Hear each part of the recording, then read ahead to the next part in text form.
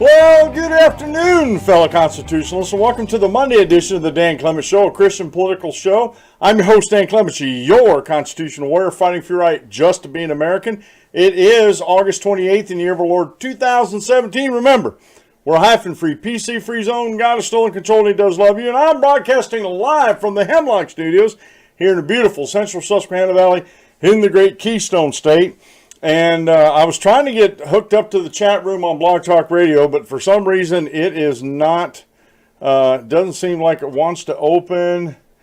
I see. Okay, it wants me to update my Flash player because I'm actually using a different browser today, and I'll tell you about that here in just a second as soon as I get my Flash player up here. In the meantime, if you're on Blog Talk Radio and you want to chat, you're going to have to go over to my YouTube channel, and you just look up the Dan Clements Show on YouTube because I can't even get in there and point this out right now.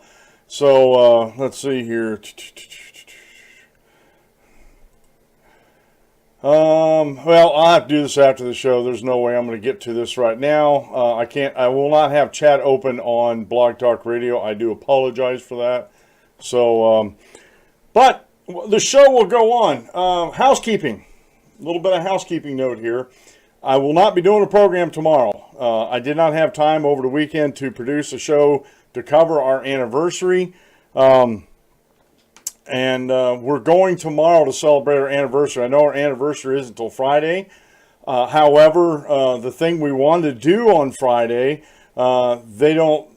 it's a holiday on Friday, so being Labor Day, which is September 1st, they were all totally booked up. And it's there's a paddle boat up on the Susquehanna River up in Williamsport. It's called the Hiawatha. So that's where we're going to be at tomorrow. We're going up there. We'll tell you what time I'm going, but we're going up there. And we're going to ride on the paddle boat, and then we're going to go over and have lunch, and then we're going to come back down home from Williamsport. And that's pretty much what we're going to do with the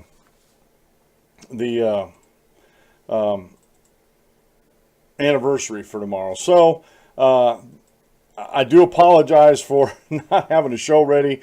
These things happen every now and then. I was having a very, very rough week. Last week, I didn't tell you all on the show. In the mornings, I was decent in the mornings. I was still hurting a lot in the mornings. However, I just could not get things around, after the show. I was hurting so bad. I just had to sit down. I couldn't do anything. And I barely got the work done I needed to get done last week. I will get the Patreon caught up today. I'm a couple episodes behind on Patreon. I do apologize for that. So that's why I did. I had all intentions of working on setting up a program to upload to Blog Talk Radio and also to YouTube for tomorrow. But that's just not going to happen. So I do apologize for that. I may, depending on how I feel, I might tomorrow afternoon do a show later in the day just on YouTube only. I'll check and see if I'm allowed to do it on Blog Talk Radio because they have blacked out areas in there for the real super premium folks there. So I have to check that out. But maybe, don't hold me to this, folks. It's going to be depending on how I feel when I get back tomorrow. But I may have a special episode tomorrow afternoon. But again, don't hold your breath and don't get mad at me if I don't do a show tomorrow. Okay, as I just said here, I have a new browser I'm using. It's called Brave, and if you just look up, it's called Brave Browser. If you just look up Brave Browser, you will find it. It's a, me and cybersecurity. I really like cybersecurity. And this isn't a paid advertisement, but I'm going to put this in place on my advertisement today because I feel strongly about cybersecurity. I was recommended by one of the folks I follow on YouTube, for Compute Forever, I believe is his name. And he was sharing that with me on that. And I keep getting things opening up here. Okay. He was sharing things with me on this, and basically with everything that's going on in the world, with what Google's doing, with and this is, to me, it was always been kind of spooky that whenever I go search something on Google, I see ads popping up all over the place for this. Now, I'm the type of a guy, I might see an ad and I might look at that and see if it's something I like. But for the most part, I don't buy things off ads. I may see something on an ad may spur me to go buy something, but I may not buy that exact product off that ad. And if I want to buy something, or if I have a need or want or desire, guess what? I can go search the web for it. And so Google, Firefox, any of the Microsoft browsers, any of those type of browsers, they allow the Google and they cookies and the whole 9 yards come in, or ads popping up. And I was always tired of that. I was just, when I'm doing my research, especially when I'm doing my research, I do not need to be distracted by all these ads. So the Brave browser, B-R-A-V-E, is ads free. Let me get up here to my little control panel here. They block ads and trackers. They block these upgrades to these different pages and that. They block scripts, and they block any type of fingerprinting methods and stuff like that. So it amazes me how much cleaner this browser actually works. And I've actually set it up on all my computers, and it works fantastic. It's very, very lightweight. I was checking out the power consumptions of the let me just get over here real quick. My CPU, I'm barely using 14% of my CPU, and with Firefox, it was actually way up there. I just want to get over here, and Brave is using like 2%, or no, 8% of my processes. And it's fantastic. It is fantastic. So, like I said, I'm not getting paid for this. I like to share these tips with you. I also, you hear me from time to time tell you to go DuckDuckGo it instead of Google it. DuckDuckGo, again, I set that up as my go-to search engine because it doesn't track you either. So, not that I want to be invisible on the internet, but I just don't like all this tracking that's going on by these companies. And they're selling this information to each one, to each other. So I just, like I said, I'm really enjoying using this. I've been using it since Saturday on my laptop downstairs, and it's really helped the performance of my laptop a lot. They still have a little ways to go for some of the functionality that I like, but I may not have just found the functionality, like hitting the reading little book up in the search bar, or up in the URL bar. Firefox has an icon up where you click that, and it turns it into a reading mode. It makes it easier for me to copy and paste onto a Word document and actually have that there. So that's what I use on the show here. So I'm just trying to get back over to my show notes. Okay, and I'm getting feedback on one of my computers. Hang on a second. One of my speakers up here. Oops. That's going to bug me to no end here. Oh, there it went. Okay, it left. I think I have to put an audio card in one of my Dell computers. But anyway, all right, enough of that. I want to get on the show. I want to get this show rolling for you folks here. And we got a lot to talk about today. I entitled the show Anti-Freedom, Not Anti-Fascist. I had some real interesting discussions on Facebook over the weekend, and I'll talk to you a little bit about those. And some of the things that Antifa is doing in the United States it has nothing to do with fascism. It really doesn't. They're trying to claim a moral high ground by saying they're against fascism, but what they're really against is freedom. And they're against anybody that has a different idea than they are. And so we're going to talk about moral equivalencies. We talked about this over a week ago. I caught a lot of flack about that, that there's no moral equivalency between the alt-left and the alt-right. And I truly, truly beg to differ with you on that. And I've laid down a really good argument that, funny that my Facebook antagonists that I do have on Facebook, they can't refute the argument. Matter of fact, they don't even deal with my arguments, which is frustrating because they just go around my arguments. They do not answer my arguments. They do not answer my questions about their stances, and they just continue to try to pile on and pile on and pile on accusations that cannot be founded either on President Trump or myself. So I love it. I love it, folks. I absolutely love it. All right, today's daily Bible reading comes from the book of Matthew, chapter 22, verses 35 through 40. Matthew 22, 35 through 40. Then one of them, a lawyer, asked him a question. He's talking about Jesus, testing him and saying, "Teacher, which is the great commandment in the law?" And Jesus said to him, "You shall love the Lord your God with all your heart and with all your soul and with all your mind. And there's the first and great commandment. And the second is like it. You shall love your neighbor as yourself. On these two commandments hang all the law and the prophets."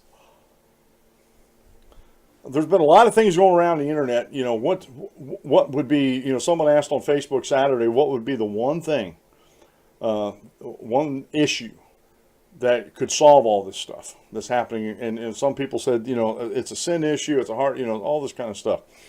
And it's more of a heart issue than it is a sin issue. This can lead to a sin issue if you do not practice this. But think about this for a second, folks.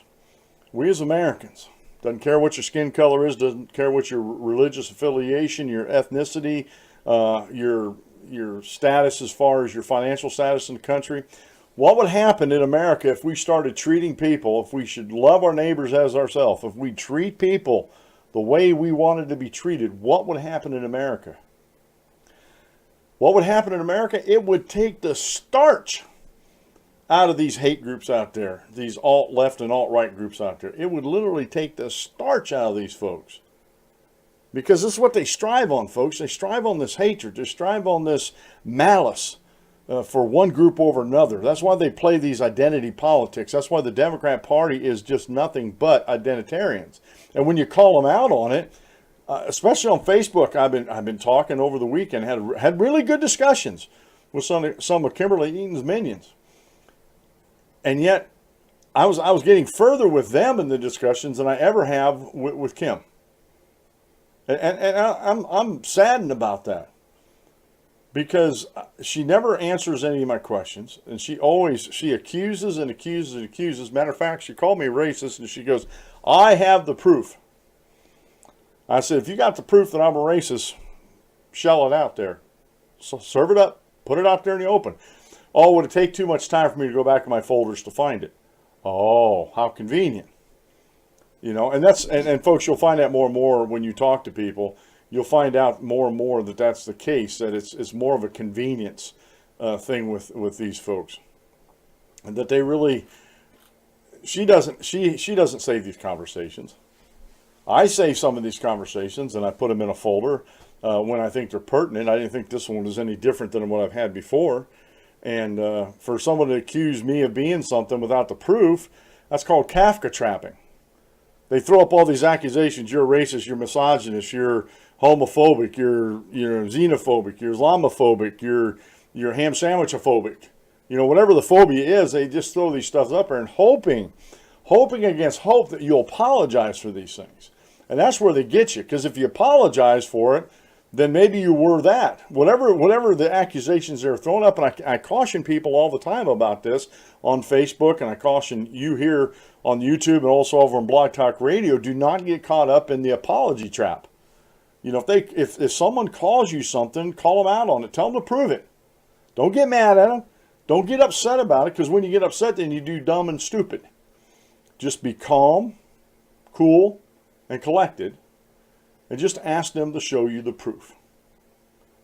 Okay? And I was talking to one of the young ladies this morning on her feed. And this person is laboring under some false illusions or some falsities that she puts forth, fallacies, that have been debunked. Like the President Trump mocks a handicapped person. That's been debunked for 8-9 months now.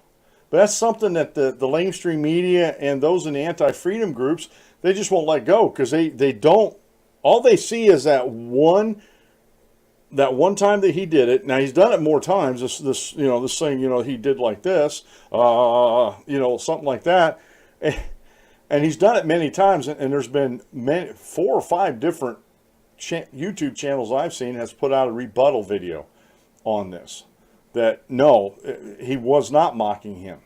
It was a gesture he had done all along throughout the campaign, and just so happened there was a disabled reporter in the crowd that day. Now, since then, I haven't seen Trump do that, you know, and you know what? To me, he seems like a sensible guy, and he has some sensibilities. That, you know, maybe that wasn't the best gesture to do, but it was no admission that he was mocking a disabled person. So this person was just laboring under some fallacies that have been debunked and debunked and debunked. You know, the misogynist, and she talked about me, you know, if you're a Christian, you'll do this, this, and this. And I almost shot back, and I didn't. I'm saying, well, if you're a Christian, you'll accept his apologies and his asking for forgiveness of that crude remark about grabbing a female genitalia. You know, the locker room talk, as it were. If you're a Christian, he said he apologized to talk to his family, apologized to them, and he apologized on national TV that he was sorry he did it. And he's a changed man from that time. Okay. I accept that. But there's people out there just absolutely will not let that go. Kimberly's one of them. She just will not let that go. And what do you do with folks like that? Well, I don't directly associate with her. You know, she's on my feed. We're friends because we bought a dog off her, our pup Temperance. We bought her off of Kimberly, and she wanted to see pictures and updates, so we became friends on Facebook, and I thought that was the only thing that was going to happen. Until she started putting all this political stuff up there. And I was like, whoa, this person is way out there in left field. You know, she's very, very much in the anti-freedom camp, as it were. And I did talk to one of the, and this is, folks, this is the power of ideas. This is absolutely the power of ideas. As a Christian, when I read God's word, those are ideas. Those are commands. Those are principles that God wants me to live by. And the power of ideas can persuade folks more than violence. The power of ideas can persuade folks to defend themselves when it comes to their freedom. You know, I was reading real quick here, if I get to the title of my short Bible lesson, I was reading some stuff over the weekend where I was taking umbrage with a lot of this stuff over the weekend about these folks going back and trying to rewrite history, saying, well, you do need force. You do need force to bring about freedom. And it's like, no, you don't need force to bring about freedom. Well, that's what the Revolutionary War was about. It was fighting to establish freedom. I said, no, it wasn't. They fought the British Empire because they were defending their freedoms. The colonists recognized, the founders of the United States of America recognized certain inalienable rights that the people have above monarchies, above governments, above the state. And they laid these things down in as colonies. For the most part, not all of them, but for the most part, people thought highly of those ideas. Yeah, I should be free to make my own decisions. Life, liberty, and pursuit of happiness. You know, secure my property. These type of freedoms in that. They thought that these things that were worth defending. We didn't attack England. England attacked the colonies to try to put down what they called an insurrection. And they were right. It was an insurrection. It was a revolution. It was a revolt of the colonies, a rebellion of the colonies. But the colonies did not attack Britain to drive them out of Britain. The colonies were defending themselves and defending their rights as equal human beings with the British Empire. It was the British Empire that was the aggressors. And it's okay to defend yourself against aggression. But too many people are rewriting history about this. And I have some articles here where some folks I think they want to try to rewrite the Bible too. And we'll get to them later in the show if we can. But today's short Bible lesson is, well, before we do that, I didn't even get to the quote meal today. I've been going on a tear here so far. Today's quote meal comes from Donald Soper. Christianity must mean everything to us before it can mean anything to others. And I know people have heard this and talked about this before. I've heard it in sermons and lessons, and it's a good idea. If it doesn't mean anything to me, how can I don't want to use this word sell it, but how can I convince you of its value if it doesn't mean anything to me? You know, you have to be a pretty slick, slimy salesperson to do something like that if you don't believe in a product that you have. Or a product you are promoting and you never used. And folks, quite frankly, to be honest with you, I got to apologize. I like Gear XS. I've never ordered anything off them. Their stuff looks good. I'm going to go through and order a couple things off her just to see how the service is, how the quality of the stuff is that I get from them. And that's so I can more robustly push them as an affiliate advertiser. That's why I talk to you about Rocky Mountain High Brands. I use their products. That's why I talk to you about Sears Parts Direct. I use that service. It's a great service. I've used it several times in the past. It's a very good service, and they've never let me down. When I used to be an Amazon affiliate, I love Amazon. I'm an Amazon Prime member. I use them all the time. I think they're a great company. I don't like what they did. I have another article down here. I don't like what they did in their charitable section, but I'm doing some research there to find out if they've corrected that. And I hope it's not totally true, but anyway. So the short Bible lesson today is kept by the power of God through faith. It's an actual sermon outline over at gewatkins.net, and it's by Tom Moore. And I thought this was a really, really good one, and it's based on Acts 2:47. The Bible clearly teaches a Christian is saved, Acts 2:47, and has eternal life, John 3:36. But the Bible also teaches that heaven is yet future. So we're kept by the power of God through our faith in God. And faith, real quick here, faith isn't some nebulous, magical thing that, you know, that we just get bestowed on us, you know. Oh, I have faith now. You know, what does the Bible say? Romans 10:17, faith comes by hearing. Hearing by the Word of God, whether you're reading it or in Bible classes and discussing things about the Bible or listen to it in a sermon, the only way you can ever have faith in God is if you have faith in His Word. Faith comes by hearing, hearing by the Word of God. Go back through the Old Testament and see how many times God promised something and didn't follow through on His promise. None. Zero. Nada. You won't find it. That's faith. Faith is based on evidence. Hebrews chapter 11. Faith is the substance of things hoped for, the evidence of things not seen. I didn't see these things in the Old Testament, but there's eyewitness reports of it in the Old Testament. Everything in the Bible is interconnected, folks. It really is. So, again, where did I learn about freedom first? To be quite honest, folks, is when I became a Christian. When I understood through God's Word that I can have freedom from sin. Not that I would ever sin anymore, but it wasn't going to be my habit to sin, and I was forgiven. And when I went down to watery graves of baptism, I was forgiven of all my prior sins, and I can access the blood of Jesus Christ when I do stumble and I do fall, that I can get back up and ask God for forgiveness. That's where I first came into this concept of freedom, and it was in the Bible that it talks about being free from sin, you know, being free from guilt. And quite frankly, it was the Bible that taught me how to live a better life with folks. You know, treat others as you want to be treated. You know, go back up in there and love your neighbor as you love yourself. If we just did that, if we just lived by the golden rule and the two greatest commandments, love God with all your heart, your soul, and your mind, and you shall love your neighbor as yourself. And you know what? There's a word that was put in there, you shall.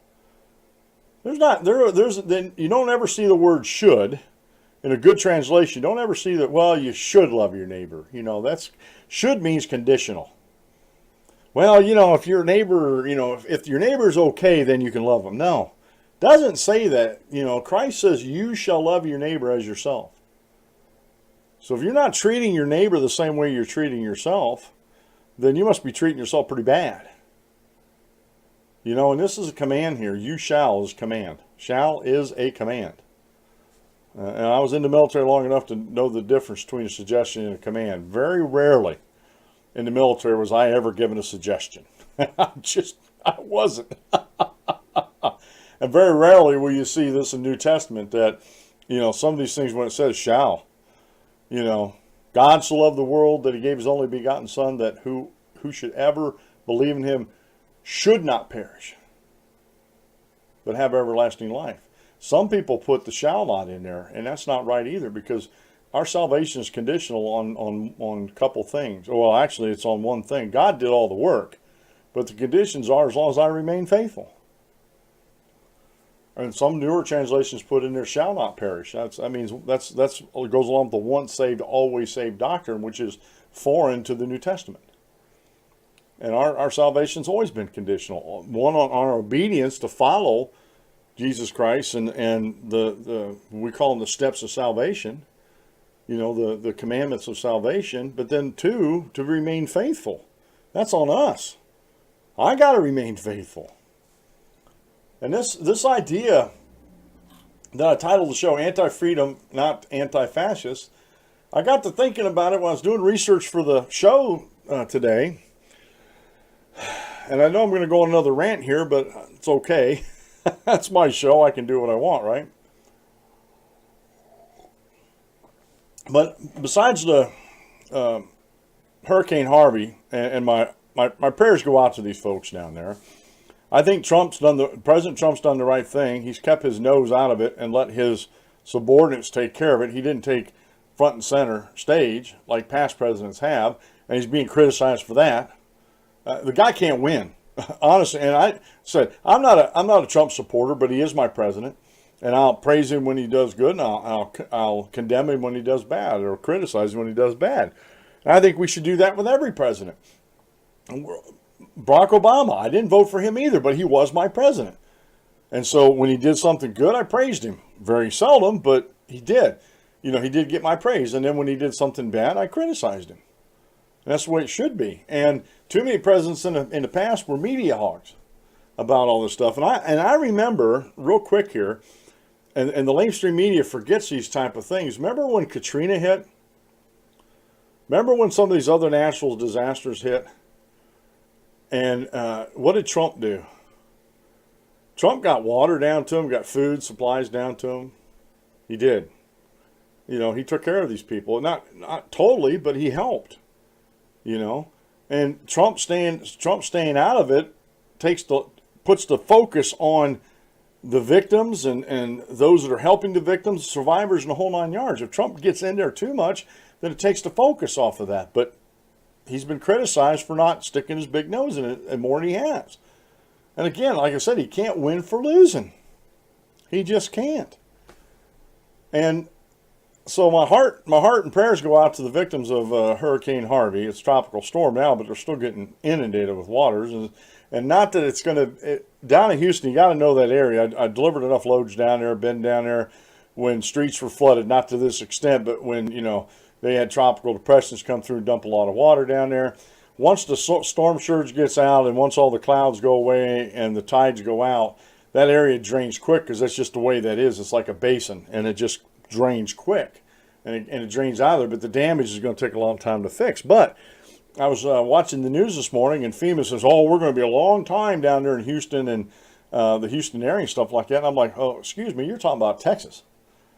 You're talking about a very conservative state that, honestly, I don't think they need FEMA as much as FEMA thinks they do.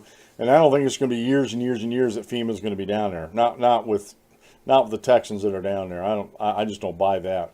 So here's another government agency, I believe, that's trying to show that it's needed, and I don't think it's needed as much as they claim they are. Now, getting back to the freedom, anti-freedom, I was watching over the weekend. There's Berkeley riots out there again because let me just get into the article here. I didn't get everything in alphabetical order here, but here again. This is by Emily Zanotti over at Daily Wire. She posted this on Saturday the 27th, Sunday the 27th, excuse me. Chaos broke out at a protest in Berkeley, California on Sunday as black-clad anti-fascists ran wild, converging on Martin Luther King Jr. Civic Center Park near the University of California, Berkeley's campus, ostensibly demonstrating against a march against Marxism that never happened.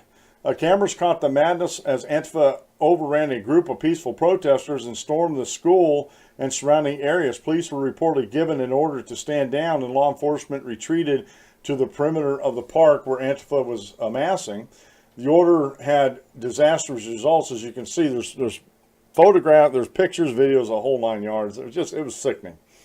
Hundreds of black-clad anti-fascists converged on what they claim was a gathering of white supremacists. The group stormed up the street behind a banner that read, "Avenge Charlottesville." Organizers of the March Against Marxism said that they had nothing to do with the alt-right and had no love for racists, but canceled the rally after receiving threats of violence from Antifa. Now, the reason why I'm sharing this, folks, this is funny. Because Antifa, the anti-fascists, are communists. They're Marxist. Okay? They don't like to be called that. They don't like people to know that they're a communist movement, that they have Marxist ideologies. And it's not hard to understand their ideologies. As a matter of fact, it's not even hard to research who they're from. I got taken to task by this, by my Facebook antagonist, and she told me, well, history's written by the victors, so you really can't know, yada, yada, yada. And I'm like, oh, see, what you're saying is we just can't know anything from history. Well, you took it out of context. And I'm like, no, I didn't take it out of context. You know, history is knowable. You know, just like, and this is, and I didn't use this example with her, but I've used it on the show, and I'll use it real quick here with you. It's just like Abraham Lincoln. Because of the slave issue, he's been elevated to sainthood, as it were. And yet he was, for all intents and purposes, a tyrant. He was. He put journalists in jail. He shut down newspapers, suspended habeas corpus in his presidency. As a matter of fact, I was reading something else, and I didn't even get into the real Lincoln by, I can't remember the author off the top of my head. Oh, DiLorenzo was his last name. But anyway, I didn't get into his book yet. This is just some other research and other reading I've been doing and watching some videos on YouTube. He was going to put the Supreme Court justice in jail because he slapped down some of his stuff that he said it was unconstitutional. This is Abraham Lincoln, the darling of the Republican Party, the president that a lot of these Republicans want to model themselves by. And I'm like, do you really know who Lincoln is? And the more I'm digging, the more I'm mad that my American history classes didn't talk about this. Our textbooks even back then in the 70s were tainted. You know, they weren't given the real story. So you can dig and you can search and you can find these things. And I did. I did search and find, oh man, I forgot to turn my alarm off. Hang on a second. Oh. Sorry, folks. I thought I turned my ringer down on this, on my cell phone. Hang on a second.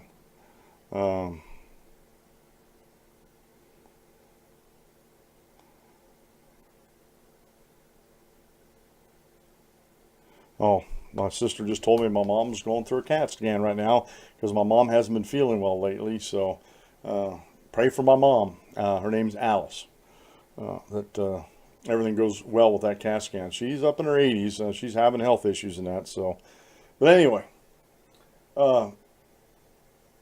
getting back to Antifa, the first place I go was Wikipedia. I did find, I did find another source because I found out, it's sort of like Wikipedia, but it's a little bit different on how they allow people to edit things. I found out on Wikipedia that there's been some pretty good sized feminist groups that's had have what they call revisionist parties, and they go on and edit things on Wikipedia, just boom, boom, boom, boom, boom, boom. And I never really liked the editing on Wikipedia because it should be peer reviewed and it's not. Before the edit's allowed, it should go through, quite frankly, a bunch of different folks that don't have a stake in the game, that are very straightforward and honest people to see if what's going on, do some research and stuff like that. And that's hard to do. I understand that. And I'll share that with you tomorrow. I don't have it up on my lap, or it's not down on my laptop. I forgot to bring it up and put the links up so I can pull them up here. But I go to Wikipedia, and the reason why I go to Wikipedia, and I'll still continue to use Wikipedia, they have references. They actually footnote everything. And I go through and it's called running the references. They have them down at the bottom of the page, folks. It's not hard to do. That's why I like the Apologetics Press. I love Apologetics Press because they reference everything and they put footnotes at the bottom. So you can go read about these things. You can run these references to see if they're taking them out of context. If they're quoting from a book, they'll give you the book and they'll give you the chapter, the page number. And so you can go see what the quote is so you can see if they took it out of context or not. That's called running the references. And I run the references. When I see something that I want to research, so I ran some of these references on the Antifa movement, anti-fascist movement in Europe, especially when around the same time as the Nazis were, the National Socialists were coming to rise in Germany. And what did I find out? Well, these anti-fascists were communists to begin with. They were Marxist communists to begin with. And they weren't just fighting. It wasn't like they were coming up and saying, oh, we're the oppressed people and we're going to fight these Nazis. No, that was not their purpose. Their purpose in fighting the Nazis was to take over Germany. It wasn't like they were oppressed. They were one of the groups that was vying for power in Germany at the time. These Marxist communists were fighting against National Socialism. And I thought that was, when I started doing my research years ago about communism and socialism, and then I finally figured out that, they're pretty much, one's like the beginning of communism, and communism is the end results of socialism if you take it to its logical conclusions. So I did this research, and I tried to explain to these folks over on Facebook that Antifa, they're Marxist communists. And again, I thought it was kind of hilarious when I started doing this research and getting into some of the histories that they weren't, oh, poor little, we the German people are going to fight against Nazis. No, this was an organized group that happened to be in Europe, but they were really in force when Hitler was coming to power, and they were fighting him. And if they'd have won, they would have took over Germany. Now, would we have had the war that we had with the Marxists? I believe we would have, because they would have had the German war machine that was gearing up already, and they could have used that to conquer the rest of Europe also. And the problem with this, and then here's where the moral equivalence comes in. When you talk about Nazis, yes, Nazis did some evil things in the past, trying to, genocide, trying to get rid of the Jews. Over 6 million died in the Holocaust. I don't even listen to Holocaust deniers out there. They're just, they're ignorant of history.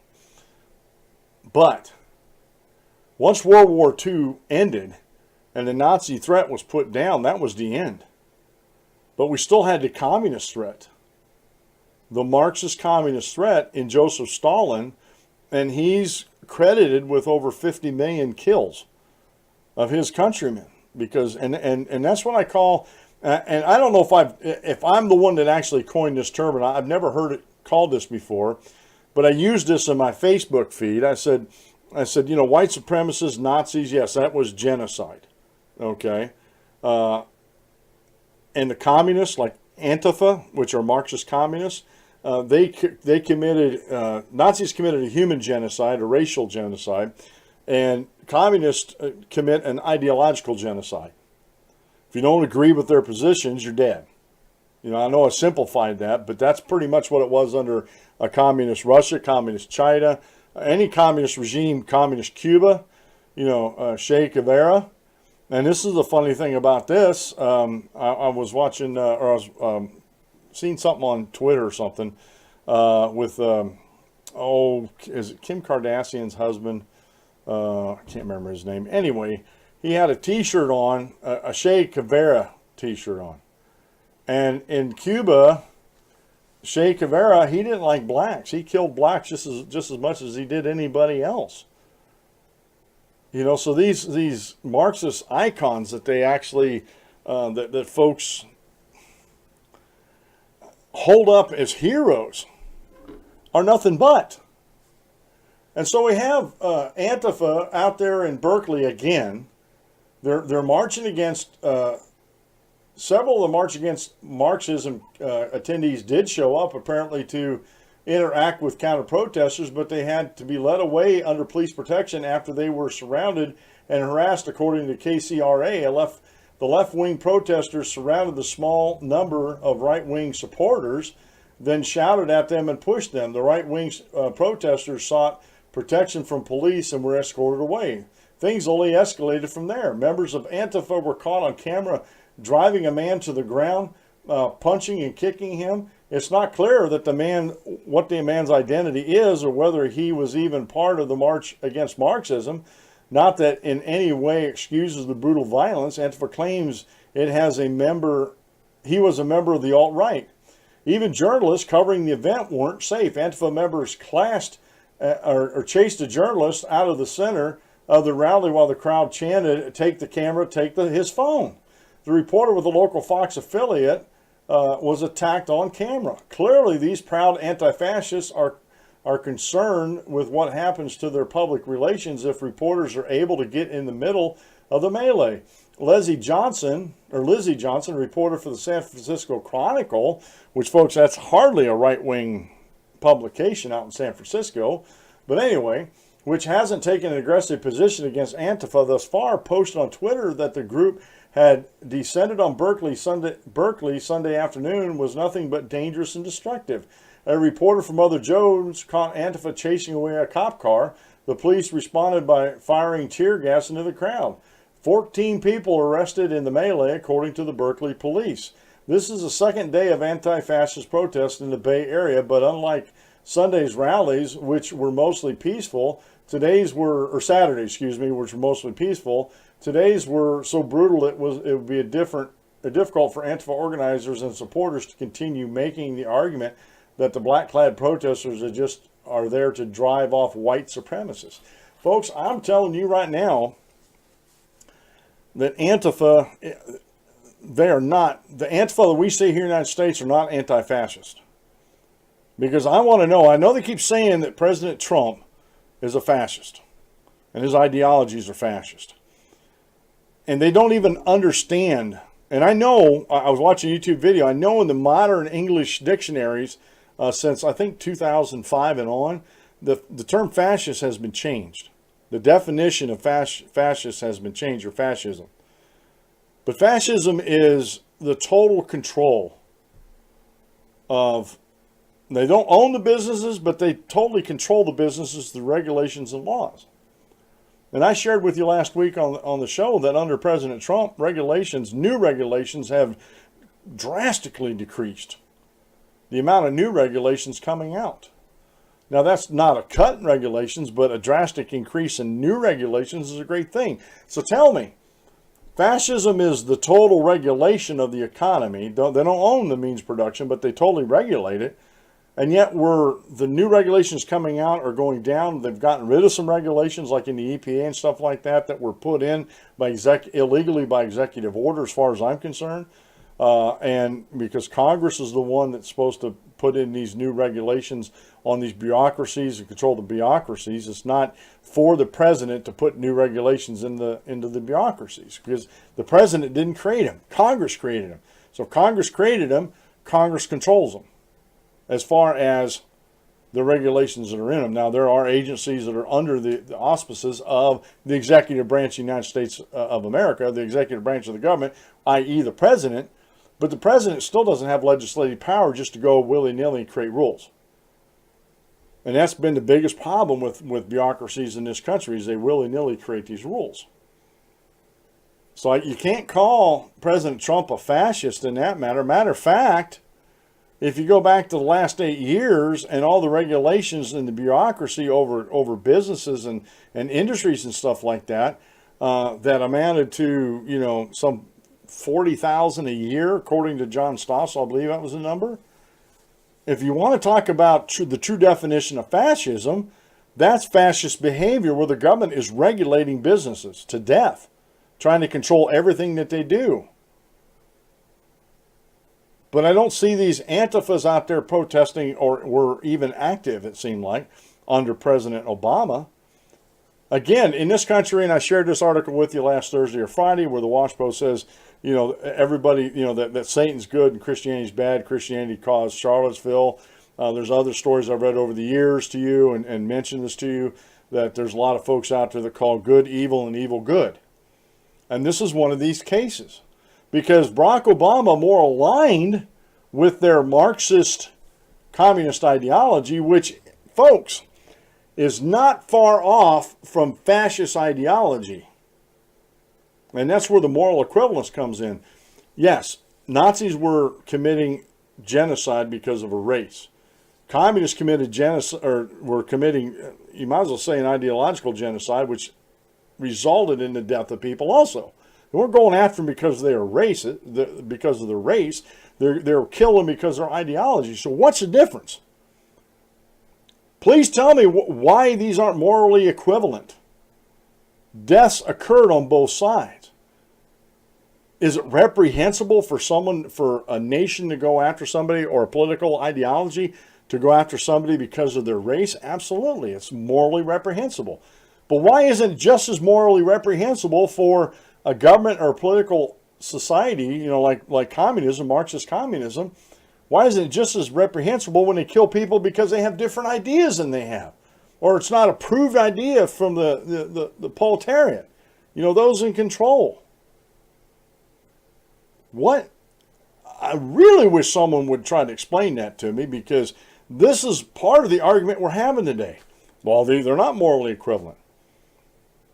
And they absolutely are. When you use violence to advance something,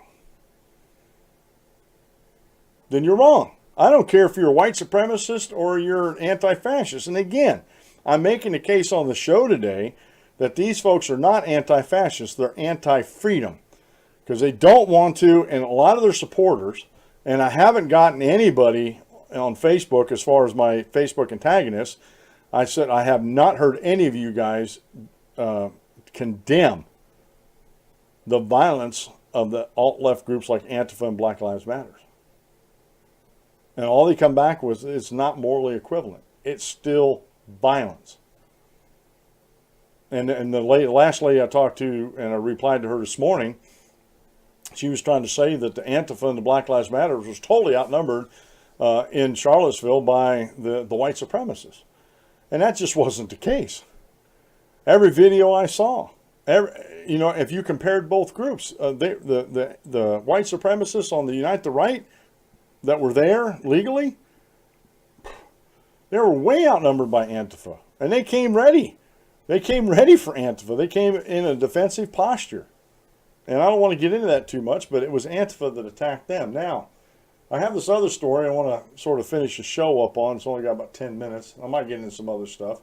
Well, there's an article. I'm not going to read this to you. It's by Sean Illing over at Vox.com. Vox is very, very much of the lamestream media. And it's they have no allegiance to liberal democracy. An expert on Antifa explains the group. And the thing that bothered me about these explanations that this guy, he's a professor, I'm not going to get into this too much, I read down through the article, it wasn't until like the last third of the article that he actually equated Antifa with communism and Marxism.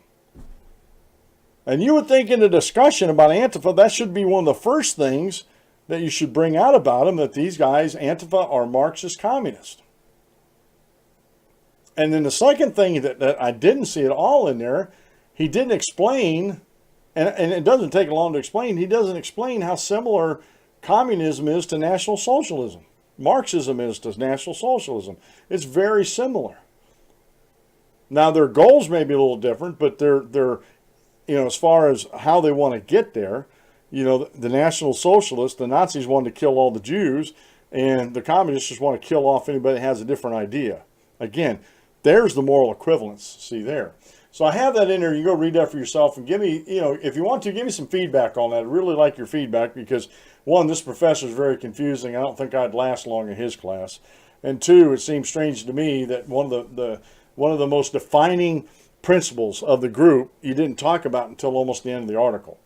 So I do have to take umbrage with that. Now, this article came out on Saturday the 26th. Alt-left Antifa launches new Philly chapter which focuses on armed insurrection and assaulting cops.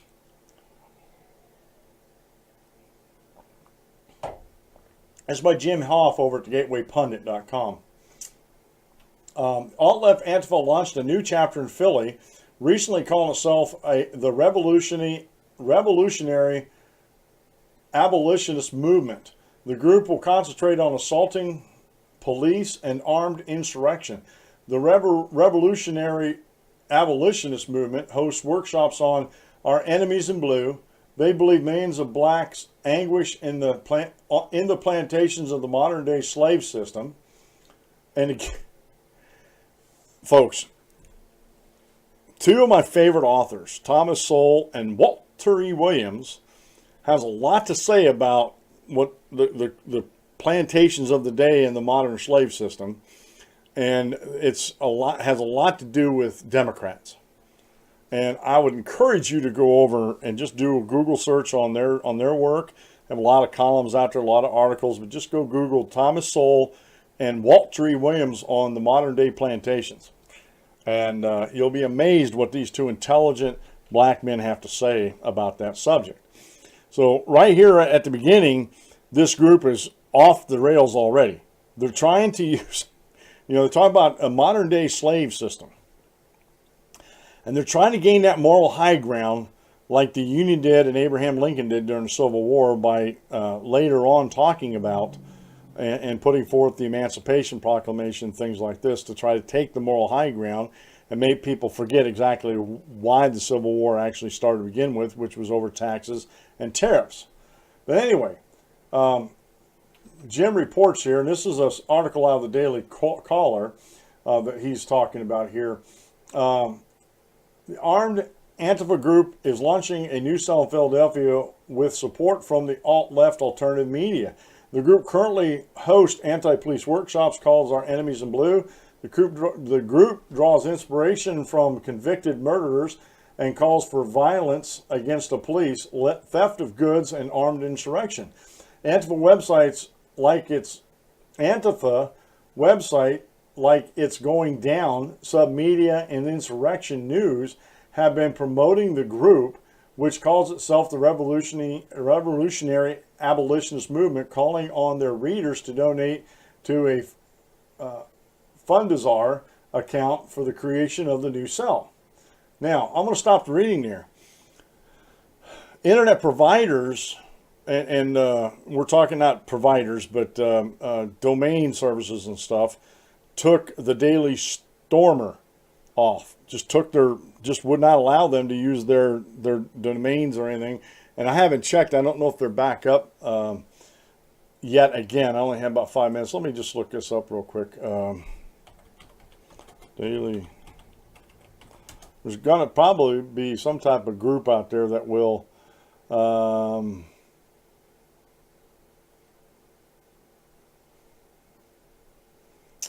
let's see here.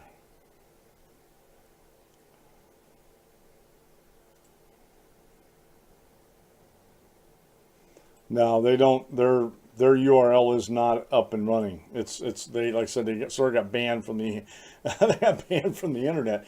My question is, here you had the Daily Stormer that, and again, you looked at their protests. The violence that breaks out is because of the counter protesters get active with them. And so they haven't been violent. This is no defense of them. This is no defense of Daily Stormer or the alt-right groups out there, especially some of those that were down at Unite the Right. This is in no defense of them. However, they were taken down just because of their ideas and their rhetoric. I'm going to go check, and I'll report on this tomorrow. I'm going to check on some of these websites and see if they're still active on the web too. Because they're not only advocating death and destruction, they're out there. This weekend proves that Antifa is actively involved in death and destruction. Maybe not so much death, but harm, bodily harm, destruction, things like that. The press release the group published in the far left media is filled with hyperbolic claims about how mosques are being ruthlessly bombed and how LGBTQ are being battered. The destruction of black life continues abated as millions languish in the plantations of modern-day slave system, the group states. Taking pride in the legacy of Philadelphia's rich revolutionary tradition, RAM cites Muma Abu Jamal, the Black Panthers activist who shot and killed Philadelphia police officer Daniel Faulkner in 1981.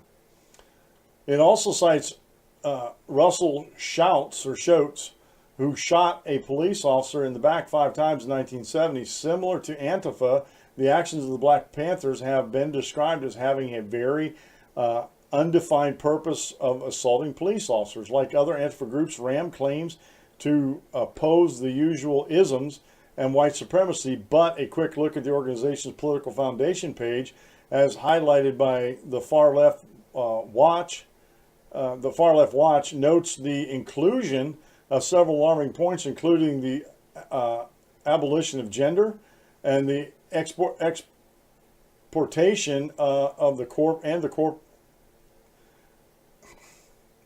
expropriation in the corporate economy or cooperative economy. The group wants to burn down the plantation, and in the article they're about 150 years too late. And this again, this plantation they're talking about was something that's created by policies of the old left, the anti-freedom folks in this country, the Democrats. They created, you look at Detroit and Chicago and LA and New York City and some of these other places that have been dominated by Democrats, especially like Detroit. Detroit's been decimated. Detroit used to be the jewel of the United States as far as progressive, economically progressive, I should say, cities. And everybody, was doing fine. The Democrats got in there and just ruined everything with their socialism. Again, look to the south. Look to Venezuela. How many? South is that way on my screen. How many times we've got to point to places like Venezuela and show you that socialism doesn't work. Communism doesn't work. Dictators and tyrants don't work for the people. Only freedom does. And that's why I was going through the show, and I'll talk about this a little bit more tomorrow too. That's why I've been going through the show and showing you how they're not anti-fascist, because there's not fascism going on in the United States as they're saying it is. They're using that to try to gain some type of moral high ground, saying we're against fascism and everybody should be against fascism. Shouldn't you be against fascism? And yet, the people that they're actually in Boston, there was a couple dozen folks at that, that were going to be speaking up at that freedom rally up there, didn't bring shields or clubs or anything. And Antifa, they were stomping at the gates.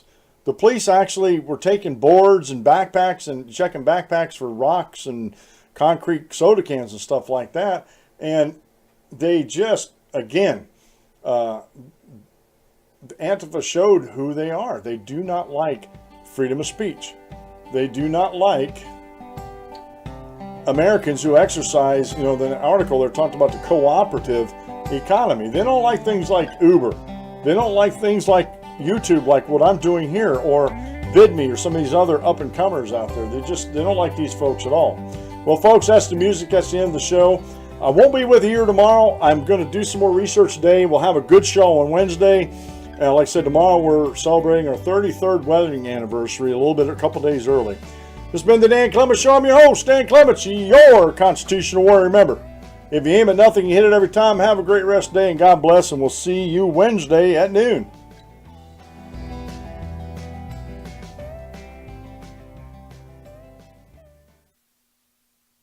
Thank you for using Blog Talk Radio. Goodbye.